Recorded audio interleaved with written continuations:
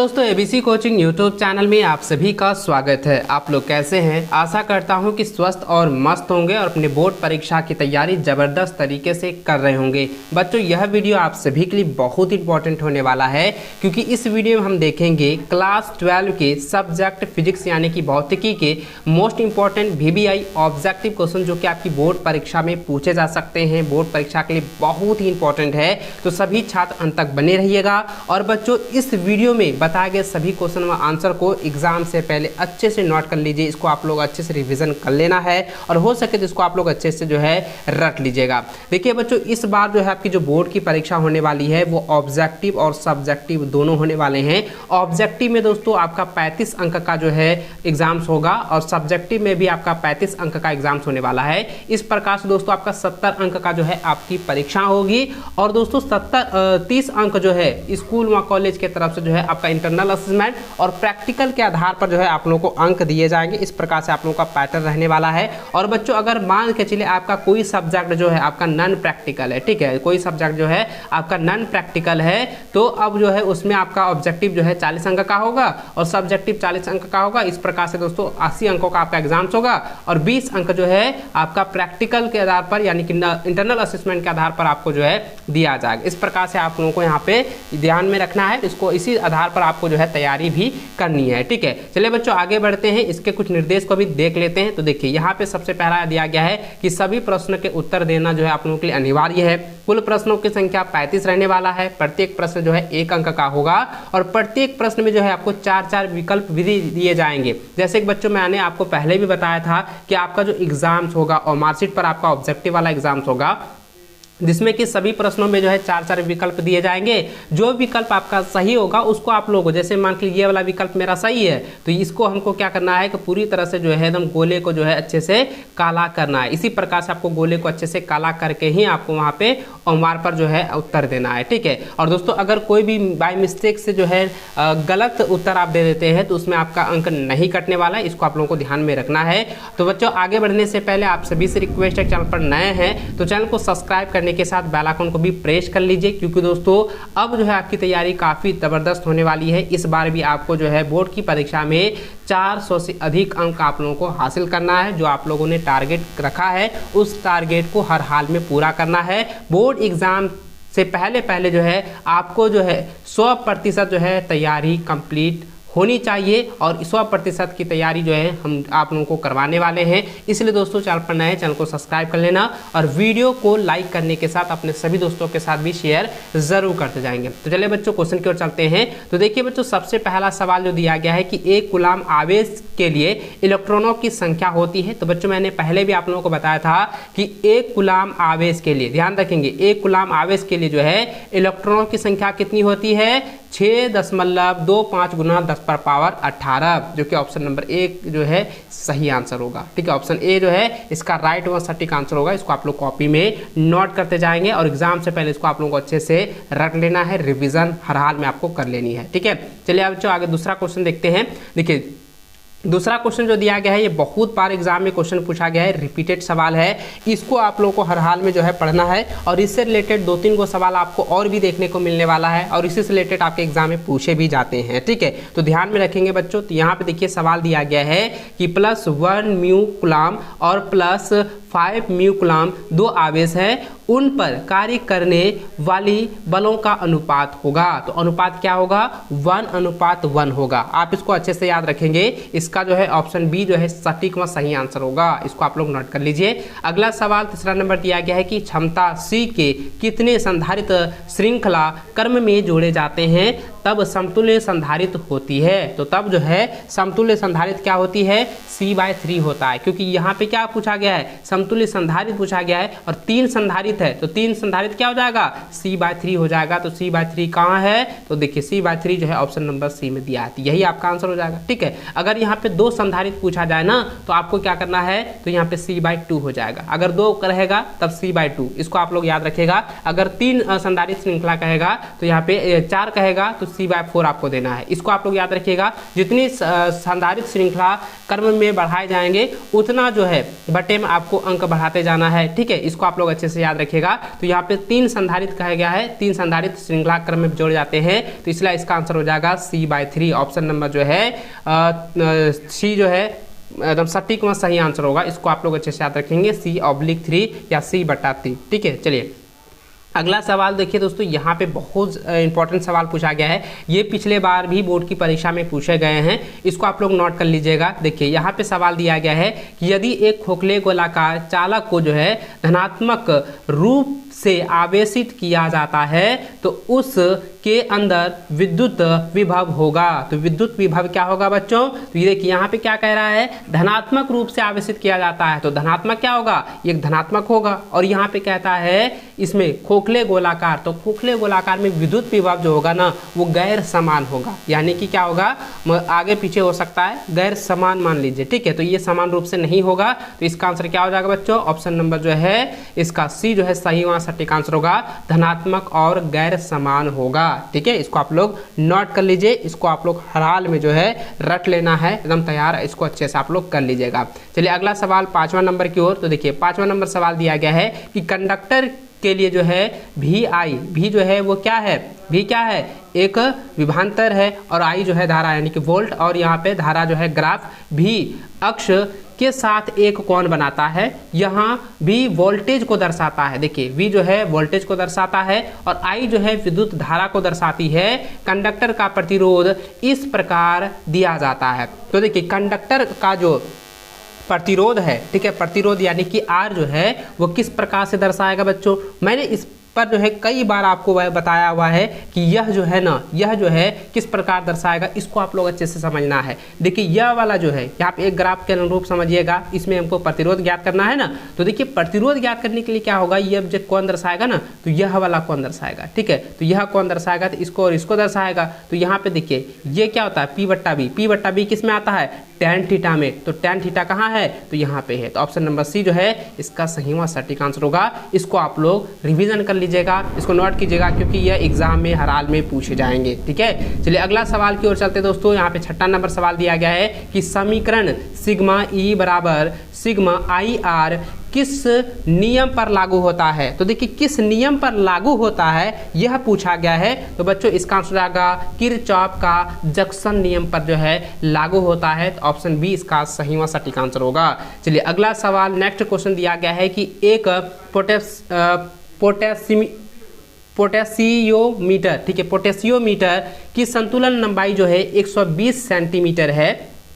देखिए यहाँ पे दिया है ना कि यहाँ पे क्या दिया है कि एक पोटेशियोमीटर की संतुलन लंबाई जो है 120 सेमी है, यानी कि 120 सेंटीमीटर पर है, और सेल को जो है 4 ओम के प्रतिरोध से शंट करने पर संतुलित बिंदु जो है 60 सेंटीमीटर की लंबाई में बदल जाता है। यानी कि ये क्या होता है, घट जाता है, 1/2 के रूप में आ जाता है। तो सेल का आंतरिक प्रतिरोध ज्ञात कीजिए। तो यहाँ पे सेल का जो है ना प्रतिरोध जो है, आंतरिक प्रतिरोध आपको ज्ञात करना है। तो सेल का जो सेल यहाँ पे जो है दिया गया है कितना है, सेल को जो है 4 ओम के प्रतिरोध में शंट कर दिया जाता है। 4 ओम के प्रतिरोध में जो है शंट किया जाता है। तो अब यहाँ पे कहता है कि इसका प्रतिरोध ज्ञात कीजिए। तो इसका प्रतिरोध ज्ञात करेंगे ना बच्चों, तो इसमें प्रतिरोध ज्ञात करेंगे तो इसका आंसर क्या हो जाएगा? तो देखिए यहाँ पे हम इसको ज्ञात करते हैं। तो देखिए क्या हो जाएगा, 4 × 16, इसको हम कटा देंगे, 4 × 12, तो ये हो जाएगा कितना? तो देखिए ये जो हो जाएगा ऑप्शन नंबर जो है डी इसका सही आंसर होगा, 4 ओम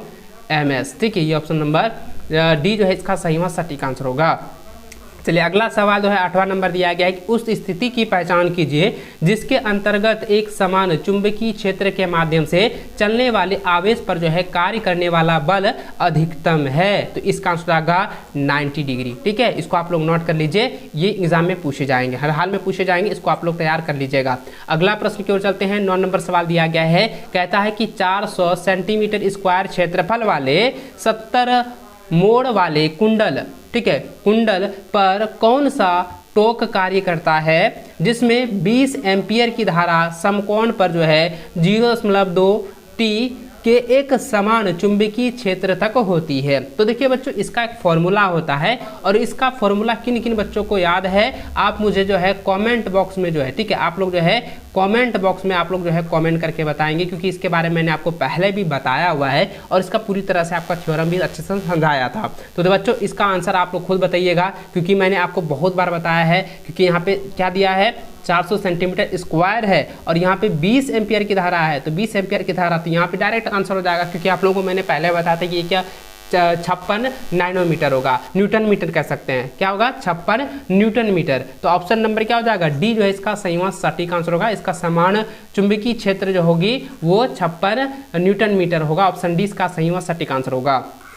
चलिए अगला सवाल दोस्तों 10वां नंबर दिया गया है। कहता है कि एक मूविंग काइन, ठीक, एक मूविंग काइन गैल्वेनोमीटर को ए मीटर में परिवर्तित किया जाता है। तो जब ये है दोस्तों, ध्यान देंगे, एक गैल्वेनोमीटर को जो है ए मीटर में परिवर्तित किया जाता है, तो उस स्थिति में क्या होती है? तो उस स्थिति में क्या होता है बच्चों कि समांतर में जो है छोटे मान के जो है संड प्रतिरोध को जोड़कर जो है इस स्थिति को प्राप्त किया जाता है। तो ये मैंने थ्योरम में आप लोगों को बताया था। तो इसका आंसर क्या हो जाएगा बच्चों? तो इसका जो आंसर होगा ना, ऑप्शन नंबर बी इसका जो है सही व सटीक आंसर होगा कि समांतर में छोटे मान के संड प्रतिरोध को जोड़कर जो है परिवर्तित किया जा सकता है। ठीक है, ऑप्शन बी जो है इसका सही व सटीक आंसर होगा। चलिए अगला सवाल 11 नंबर दिया गया है कि ध्रुवों और भूमध्य रेखा पर नमन के कोण क्रमशः क्या है? तो नमन के कोण जो है क्रमशः क्या होते हैं बच्चों? तो यह होता है 90 डिग्री और 0 डिग्री होता है। तो ऑप्शन नंबर ये है, यानी कि ध्रुवों में क्या होता है? ध्रुवों में 90 डिग्री होता है और भूमध्य रेखा पर जो है 0 डिग्री होता है। तो ऑप्शन नंबर डी जो है इसका सही व सटीक आंसर होगा। चलिए अगला सवाल 12 नंबर है कि जब भी विद्युत परिपथ से जुड़ा चुंबकीय प्रवाह बदलता है तो परिपथ में एक EMF प्रेरित होता है, तो इसे क्या कहा जाता है? ठीक है, EMF जो प्रेरित होता है ना, यानी कि ये जब उत्पन्न होता है, इसे क्या कहा जाता है? तो इसे जो है विद्युत चुंबकीय प्रेरण कहा जाता है। मैंने आपको पहले भी बताया था, इसको कहते हैं मैग्नेटिक इंडक्शन। ठीक है, तो ऑप्शन नंबर जो है ए इसका सही आंसर होगा, विद्युत चुंबकीय प्रेरण कहा जाता है। ऑप्शन ए इसका राइट आंसर होगा, इसको आप लोग नोट करिए। अगला प्रश्न दिया गया दोस्तों, यहाँ पे देख सकते हैं, दिया गया है कि AC का शिखर मान एक प्रतिरोध के माध्यम से बहने वाली धारा किसके द्वारा दी जाती है? तो यह जो हो जाएगा बच्चों, यह हो जाएगा I0, यानी क्या है? ये धारा है और E0/R के अनुरूप होता है। तो ऑप्शन नंबर ए जो है इसका सही व सटीक आंसर होगा, नोट कर लें। अगला सवाल 14 नंबर है। कहता है कि energy dissipated in LCR circulate in. तो देखिए यहाँ पे जो सवाल दिया गया है कि LCR परिपथ में जो है ऊर्जा का जो क्षय होता है, ऊर्जा का जो विनाश होता है, वो क्या होता है, वो किस पर होगी? तो यहाँ पर ध्यान दीजिएगा बच्चों, इस पर जो क्या होगा, ये जो है LCR जो होता है, LCR जो है सिर्फ जो है R पर ही जो है सिर्फ ओनली R पर ही ऊर्जा का क्षय होगा। तो यहाँ पे ऑप्शन नंबर सी इसका सही व सटीक आंसर होगा। ऑप्शन सी इसका राइट आंसर होगा, इसको आप लोग नोट कर लीजिएगा। ठीक है, चलिए अगला सवाल 15 नंबर है कि एक ट्रांसफार्मर किसके लिए नियोजित है? तो एक ट्रांसफार्मर जो है किसके लिए नियोजित होता है? यह होता है एक उपयुक्त ऐसी प्राप्त करने यानी कि वोल्टेज के लिए। ठीक है, तो ऑप्शन नंबर जो है सी इसका सही आंसर होगा। अगला सवाल 16 नंबर है कि मुक्त अंतरिक्ष में विद्युत चुंबकीय तरंग का वेग क्या है? मैंने कई बार आप लोगों को बताया है और ये एग्जाम में पूछा भी गया है। मैंने कहा था कि इसको आप लोग अच्छे से रट लीजिएगा। इसका आंसर क्या हो जाएगा? सी, यानी कि सी बराबर जो होगा 1/√μ0 एप्सिलॉन 0। ठीक है, इसको आप लोग नोट कर लीजिए। ऑप्शन बी जो है इसका सही व सटीक आंसर होगा, इसको आप लोगों को नोट कर लेना है, इसको आप लोग अच्छे से रख लीजिए। ठीक है, चलिए अगला सवाल दोस्तों 17 नंबर दिया गया है कि ठोस पदार्थों की संरचना की जांच के लिए निम्नलिखित में से किसका उपयोग किया जाता है? तो ठोस संरचना है ना, ठोस पदार्थों की संरचना का जो जांच किया जाता है, जो चेकिंग किया जाता है, इसमें किसका प्रयोग किया जाता है, किसका उपयोग किया जाता है, किसका यूज किया जाता है, ये पूछा गया है। तो इसका आंसर क्या हो जाएगा? ये एक्सरे में के लिए पूछा जाता है, ठीक है, यानी एक्सरे से जो है जांच किया जाता है।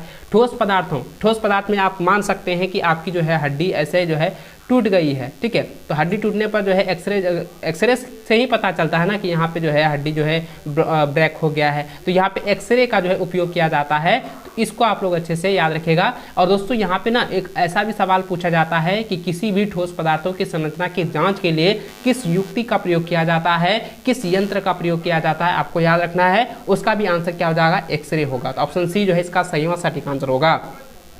चलिए अगला सवाल दिया गया है कि अपवर्तन 90 डिग्री के कोण के अनुरूप घटना के कोण को क्या कहा जाता है, तो उसको क्रांतिक कोण कहते हैं, क्रांतिक कोण। तो ऑप्शन नंबर डी जो है इसका सही और सटीक आंसर होगा। ये कई बार आप लोगों को मैंने पहले भी बताया हुआ है, इसको नोट रखेंगे।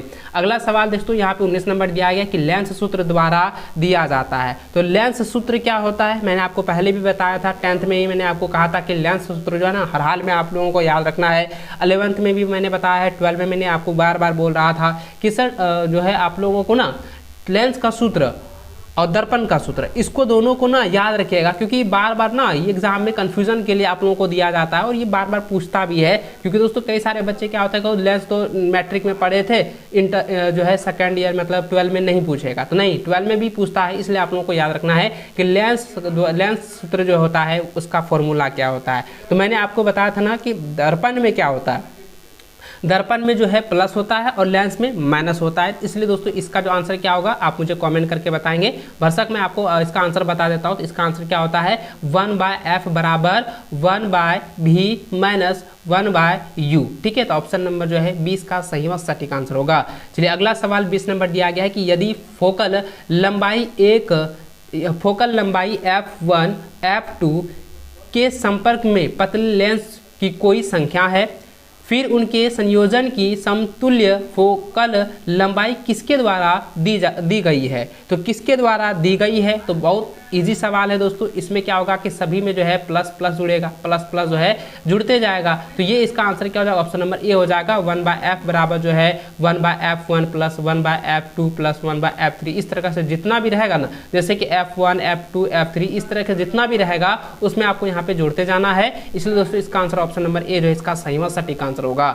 चलिए अगला सवाल 21 नंबर दिया गया है कि विचलन का कोण पर निर्भर करता है। तो विचलन का कोण जो है वह किस पर निर्भर करता है, अपवर्तन का कोण पर निर्भर करता है। क्या किस पर करता है, अपवर्तन के कोण पर निर्भर करता है। तो ऑप्शन नंबर ए जो है इसका सही आंसर होगा। सवाल दोस्तों 22 नंबर दिया गया है जो कि काफी ज्यादा रिपीटेड क्वेश्चन है और इसको आप लोग अच्छे से याद रखना है। कहता है क्वेश्चन कि हवा में एक डबल सिल्ट विवर्तन प्रयोग किया जाता है और पूरी प्रायोगिक व्यवस्था को पानी में डुबोया जाता है, तो फ्रिज चौड़ाई होगी। तो फ्रिज चौड़ाई क्या होगी, घटते रहेगा।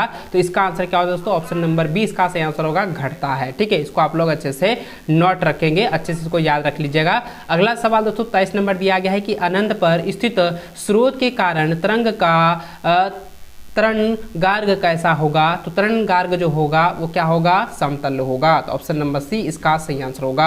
अगला सवाल 24 नंबर दिया गया है कि विवर्तन की घटना पर आधारित होता है। तो विवर्तन की जो घटना होता है वो गति और ऊर्जा के संरक्षण पर आधारित होता है। तो ऑप्शन नंबर सी जो है इसका सही और सटीक आंसर होगा। इसको कॉपी में नोट कर लीजिए। और बच्चों आप मुझे कॉमेंट करके जरूर बताइएगा कि आपको जो है इनमें से कितना सारा क्वेश्चन में जो है पहले से आप लोगों को पता था, और आप मुझे ये भी बताइएगा कि आपकी तैयारी अभी कैसी चल रही है, ठीक है। चलिए आगे बढ़ते हैं। अगला सवाल जो है 25 नंबर की ओर। तो देखिए 25 नंबर सवाल दिया गया है कि एक फोटो इलेक्ट्रॉन का आवेश होता है। तो देखिए एक फोटो इलेक्ट्रॉन का आवेश, जो कि यहाँ पे 4 को ऑप्शन दिया गया है, पहला वाला तो नहीं होगा, दूसरा भी नहीं होगा, तीसरा भी नहीं होगा। इसलिए दोस्तों इसका आंसर क्या हो जाएगा, ऑप्शन नंबर डी इसका आंसर होगा, नन ऑफ दिस, यानी इनमें से कोई नहीं जो है ये फोटो इलेक्ट्रॉन का आवेश को दर्शाता है या बताता है, ठीक है। ऑप्शन नंबर डी इसका सही आंसर होगा। चलिए अगला सवाल 26 नंबर दिया गया है, कहता है कि फोटो इलेक्ट्रिक करंट की ताकत निर्भर करती है। तो देखिए यहाँ पे ध्यान दीजिएगा दोस्तों कि फोटो इलेक्ट्रॉनिक करंट की जो पावर होता है वो किस पर निर्भर करता है, इसका जो ताकत होता है वो किस पर निर्भर करता है। तो बच्चों इसका आंसर हो जाएगा ऑप्शन नंबर सी हो जाएगा, घटना विकिरण की तीव्रता पर जो है ये निर्भर करता है, ठीक है। इसको आप लोग अच्छे से याद रखेंगे, कॉपी में इसको नोट डाउन कर लीजिए। अगला सवाल की ओर चले। 27 नंबर दिया गया कि द्रव्यमान m और गतिज ऊर्जा E के एक पिंड पर ब्रेगलिन तरंगदैर्घ्य किसके द्वारा दी गई है। तो बच्चों ये कई बार एग्जाम में पूछा गया है, ये कई बार पूछा, अगर आप आपके लिए बहुत ही इंपॉर्टेंट क्वेश्चंस है। ये VBI सवाल आप सभी के लिए है, इसको आप लोगों को याद रखना है। और इसका आंसर हो जाएगा h/√2me। ठीक है, इसको आप लोग अच्छे से याद रखेंगे। पहला ऑप्शन जो है ऑप्शन ए इसका सही आंसर होगा। चलिए अगला सवाल 28 नंबर दिया है कि रदरफोर्ड के प्रयोगों ने सुझाव दिया है कि नाभिकी का आकार लगभग है। तो नाभिकी का आकार जो है लगभग क्या होता है, यह होता है C 10⁻⁻15 m2 जो है 10⁻⁻14 m होता है। ठीक है, तो ऑप्शन सी जो है इसका सही व सटीक आंसर होगा, इसको आप लोग याद रखेंगे। देखिए रदरफोर्ड के सुझाव ने जो है नाभिकी का आकार जो दिया था 10⁻⁻15 मीटर से लेकर जो है ये कितना दिया था 10⁻⁻14 मीटर तक हो सकता है। ठीक है, ये ऑप्शन नंबर सी इसका सही आंसर होगा। चलिए अगला सवाल दोस्तों 29 नंबर दिया गया कि निम्नलिखित में से कौन सी वर्णक्रमीय श्रृंखला विद्युत चुंबकीय विकिरण को दृश्यमान सीमा के भीतर आती है यानी कि दर्शाती है। तो बच्चों इसका जो आंसर होगा ऑप्शन नंबर जो है डी, ऑप्शन नंबर बी जो इसका सही आंसर होगा बामर श्रृंखला। ठीक है, याद रखेंगे बामर श्रृंखला, ऑप्शन बी इसका सही व सटीक आंसर होगा। चलिए अगला सवाल 30 नंबर दिया गया है कि एक रेडियोधर्मी नाभिक एक बीटा कण का उत्सर्जन करता है। प्रेजेंट डाउटर नाभिक इनमें से क्या होगा। तो देखिए प्रेजेंट डाउटर नाभिक जो होगी इसका आंसर होगा दोस्तों ऑप्शन नंबर डी सही आंसर होगा आइसोबार। ठीक है, आइसोबार होगा, ऑप्शन नंबर डी इसका सही आंसर होगा। अगला सवाल 31 नंबर दिया गया है इलेक्ट्रॉन प्रकीर्णन द्वारा मापा गया गोलाकार नाभिक की त्रिज्या 3.6 FM है। नाभिक का द्रव्यमान संख्या उससे सबसे अधिक क्या होने की संभावना है। तो बच्चों इसका आंसर हो जाएगा ऑप्शन नंबर ए हो जाएगा 27। ठीक है, इसको आप लोग याद रखेंगे। अगला सवाल 32 नंबर दिया गया है कि रिवर्स बायसिंग में होता है। तो रिवर्स बायसिंग में क्या होता है, वो जंक्शन पर संभावित बाधा बढ़ जाती है। तो ऑप्शन नंबर जो है सी इसका सही व सटीक आंसर होगा।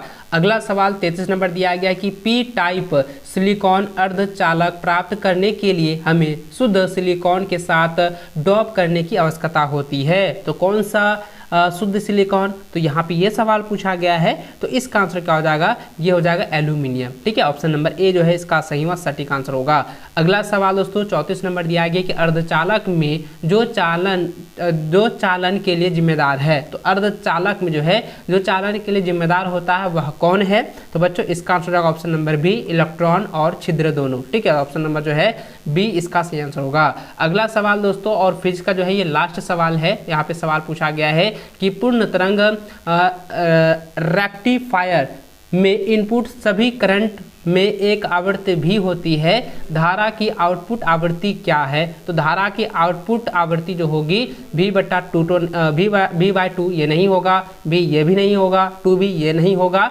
इसलिए दोस्तों इसका आंसर क्या होगा, ऑप्शन नंबर डी सही आंसर होगा नन, यानी कि इनमें से कोई नहीं होगा। इस प्रकार से दोस्तों आप लोगों का जो है ऑब्जेक्टिव में 35 क्वेश्चन जो है आपकी बोर्ड की परीक्षा में इसी प्रकार से आप लोगों को देने वाले हैं। इसको आप एग्जाम से पहले अच्छे प्रकार से जो है तैयार कर लीजिएगा और हो सके तो इसको आप लोग अच्छे से रट लीजिएगा। और बच्चों आप मुझे कमेंट करके जरूर बताइएगा कि आपकी तैयारी किस प्रकार से चल रही है और क्या आपने शुरू से ही पहले से आप लोग तैयारी करके रखा हुआ है। और क्योंकि दोस्तों हमारी जो है अब बोर्ड एग्जाम की तैयारी को लेकर ताबड़तोड़ जो है वीडियोस आने वाले हैं और सभी प्रकार के आपके सोल्यूशन भी आप लोगों को मिलने वाले हैं। साथ ही दोस्तों आप लोगों का मॉडल पेपर भी जल्द ही जारी होगा, उसका भी सोल्यूशन आपको जो है इसी चैनल पर आप लोगों को मिलने वाला है। इसलिए दोस्तों चैनल पर नए चैनल को सब्सक्राइब जरूर कर लीजिएगा।